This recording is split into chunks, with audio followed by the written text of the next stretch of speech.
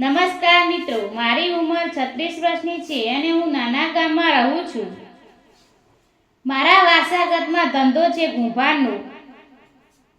કુંભાર છું. માટીમાંથી માટલા, દીવા, સુરાઈ અને ઘરની અન્ય માટીની વસ્તુઓ બનાવું છું અને બજારમાં તે જ આસપાસ ગામડાઓમાં વેચું છું. મારી દુકાન ગામના મુખ્ય ચોકમાં છે અને લોકોની જરૂરિયાતના કારણે ધંધો સારો ચાલે છે. રોજ સારી આવક થઈ જાય છે, પણ એકલા હાથે બધું સંભાળવું મુશ્કેલ થઈ રહ્યું હતું. માટી ફેંકવી, ચાક પર વાસણો બનાવવા, સૂકવવા, ભઠ્ઠામાં શેકવા અને પછી વેચાણ, આ બધું એકલા કરવું ભારે પડતું હતું. તેથી મારે એક મદદનીશ જરૂર હતી. મેં દુકાનની બહાર એક નાનું બોર્ડ લગાવ્યું કે મદદનીશ જોઈ છે. આમ જ કેટલાક દિવસ વીતી ગયા, પણ કોઈ આવવાનું નામ ન લેતું હતું. એક દિવસ સવારે હું ચોક પર એક મોટું માટલું બનાવી રહ્યો હતો. લગભગ 9:30 વાગ્યે એક સુંદર સાડી પહેરેલી યુવતી દુકાનમાં આવી. તેનું રૂપ એટલું નાજુક અને આકર્ષક હતું કે મારા હાથ ચાક પરથી ધંભી ગયા. હું થોડો ચોંકી ગયો અને હસતા હસતા પૂછ્યું, શું જોઈએ છે? તેણે શાંત અવાજે કહ્યું કે મારે કોઈ ખરીદવું નથી. છેલ્લા 2-3 દિવસથી હું તમારા દુકાને જોઈ રહી છું. તમારે માણસ જોઈએ છે? મેં આચરણ સાથે કહ્યું, હા જોઈએ છે. તરત જ બોલી, મને કામની ખરેખર જરૂર છે. હું તેને જોતા જ રહી ગયો. તે આટલી સુંદર જોઈને લાગતું ન હતું કે તેને કામની જરૂર હશે. મેં ધીમેથી કહ્યું, તું આટલી સુંદર છે ને જોઈને એવું લાગતું નથી કે તને કામની જરૂર હશે. તેણે દુઃખ ભર્યા અવાજે કહ્યું, ના, મને સાચે જ કામની જરૂર છે, કારણ કે હું વિધવા છું. આ શબ્દો સાંભળીને મારું હૃદય ધ્રુજી ઉઠ્યું. તેની સુંદરતા પાછળ છુપાયેલું દુઃખ મને સ્પષ્ટ દેખાવા લાગ્યું. મેં પૂછ્યું, તમારું નામ શું છે? ક્યાં રહો છો? તેણે તેનું નામ કહ્યું અને હું આ જ ગામની બહારના ભાગમાં રહું છું. મેં કહ્યું, તને દર મહિને 10,000 રૂપિયા પગાર મળશે, પણ સવારે 8 વાગે આવવું અને સાંજે 6 વાગે ઘરે જવાની છૂટ. આ સાંભળીને તેનો ચહેરા પર ખુશીની ચમક આવી. તેણે દિલથી આભાર માન્યો અને મુસ્કરાતા કહ્યું, હા, હું કાલે આવી. તેને મધુર મુસ્કાનથી મારું મન પીગળી ગયું, જાણે મારો એકલો જીવનમાં એક નવો પ્રકાશ આવ્યો હોય. તે જતી વખતે હું તેને ઘણીવાર સુધી જોયા જ. સાંજે હું ઘરે ગયો અને પોતાનું ખાવાનું જાતે બનાવીને ખાધું. મારી પત્નીનું અવસાન ઘણા વર્ષો પહેલા થઈ ગયું હતું. તે પછી મેં બીજા લગ્ન નહોતા કર્યા. જીવનમાં એટલે દુઃખ જોયું હતું કે ફરી કોઈ બંધનમાં બંધાવાની ઈચ્છા નહોતી. હું એકલા જ રહેતો હતો. મને પણ ખબર હતી કે માણસો કેટલા દિવસ એકલા સહન કરી શકે.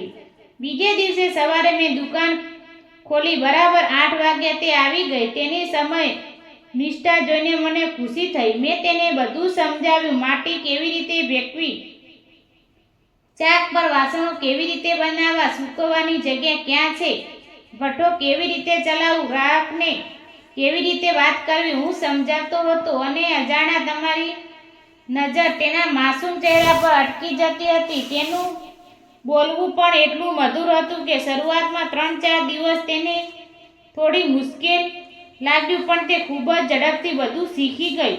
હું પણ ધીરજથી શીખવતો હતો. ધીમે ધીમે તેની હસીમાં મને નવી આશા દેખાવા લાગી.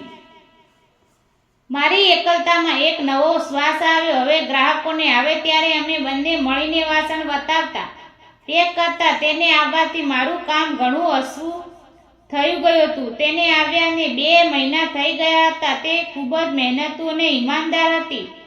રોજ સમયસર આવતી અને કામમાં ક્યારેય બેદરકારી નહોતી કરતી. પહેલા મહિનાના અંતે મેં તેને 10,000 રૂપિયા પગાર આપ્યો અને ઉપરથી 500 રૂપિયા વધારાના આપ્યા. મેં કહ્યું, તું ખૂબ સારું કામ કરે છે. તેનો ચહેરા પર ખુશી ઝગમગી ઉઠી. ધીમે ધીમે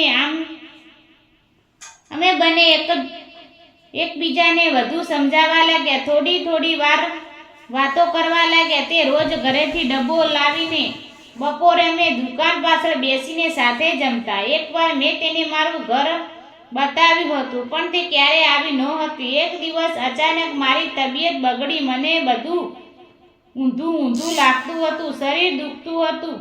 હું ઘરે જ પડ્યો રહ્યો. સવારે 9:15 વાગ્યા. ઘરના દરવાજો ખખડ્યો. મેં મુશ્કેલીથી ઊભા થઈને દરવાજો ખોલ્યો તો સામે તે ઊભી હતી. મને જોઈને તે ગભરાઈ ગઈ અને બોલી, માલિક, આજે તમે દુકાન નથી આવ્યા, શું થયું?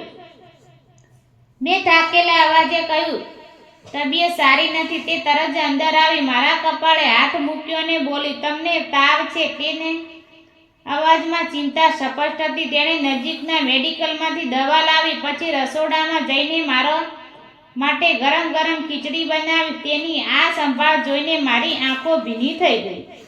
તેણે મને ખવડાવ્યું, દવા આપીને કહ્યું, હવે તમે આરામ કરો, હું દુકાન સંભાળી લઈશ.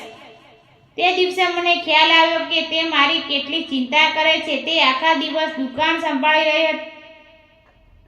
બપોરે ફરી ઘરે આવી ખાવાનું બનાવ્યું. અમે સાથે બેસીને ખાધું. મારો તાવ પણ ઘટાડવા લાગ્યો. હું તેને જોતા હતો અને મારા હૃદયમાં પ્રેમની લાગણી જાગી.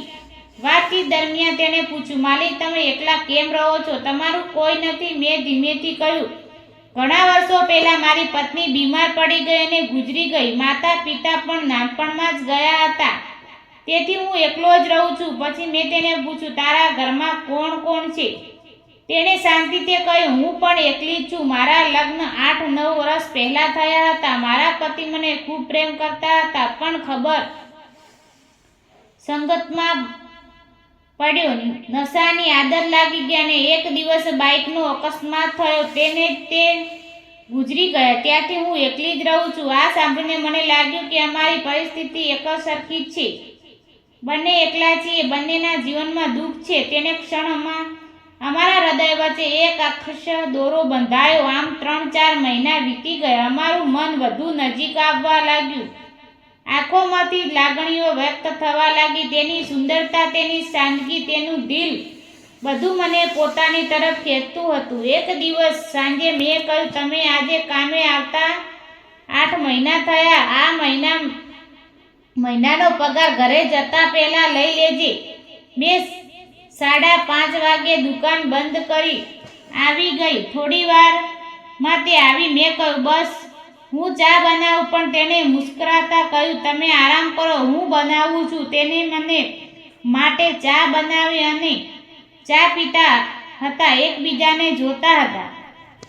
તેની આંખોમાં એક ખાસ ચમક હતી. જ્યારે મેં પગારના પૈસા આપ્યા ત્યારે અમારા હાથ અડી ગયા અને બંનેના શરીરમાં એક સિંહરણ દોડી ગઈ. તે શરમાઈ ગઈ. તેના ગાલ લાલ થઈ ગયા. મેં ધીમેથી કહ્યું, મારે તને એક વાત કહેવી છે. તેને લજ્જાભરા અવાજે કહ્યું, કહો. મેં હિંમત કરીને કહ્યું, હું તને ખૂબ પ્રેમ કરું છું. તું મને ખૂબ ગમે છે.